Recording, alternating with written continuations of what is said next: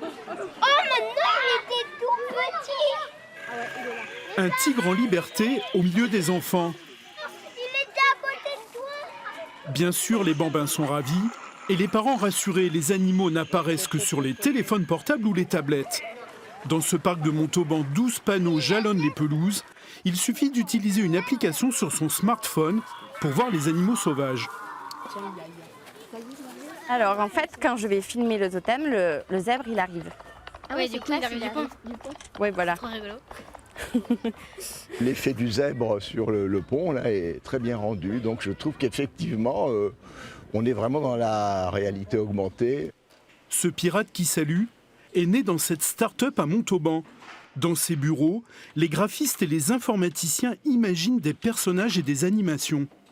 Là, par exemple, c'est le pirate, donc on commence par trouver la tête qui nous plaît. Là, c'est l'étape d'après, on a déjà trouvé une tête et on fait les expressions. On a eu la modélisation en 3D, on a eu le travail de texture, de couleurs et l'animation.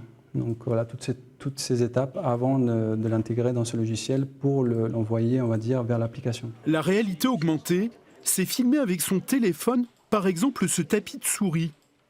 L'application développée par la start-up se charge alors de rajouter des personnages sur ce que l'on voit, c'est-à-dire d'augmenter la réalité. L'animation démarre lorsque le téléphone reconnaît une image bien précise sur un set de table, un gobelet ou sur cette assiette en carton.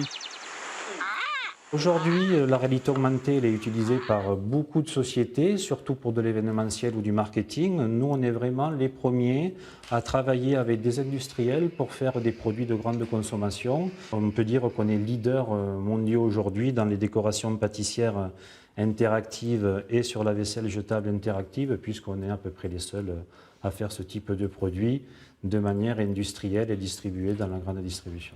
Magic Experience vient de s'implanter aux États-Unis et prévoit de multiplier son chiffre d'affaires par 10, avec près de 80% de ses ventes réalisées outre-Atlantique.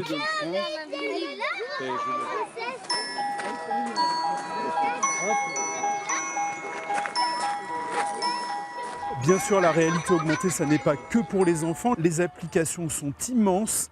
Par exemple, visiter une ville ou essayer une paire de lunettes sur Internet, ou encore changer une pièce dans un moteur. Et évidemment, nos reportages pourraient aussi être différents, sans trucage vidéo.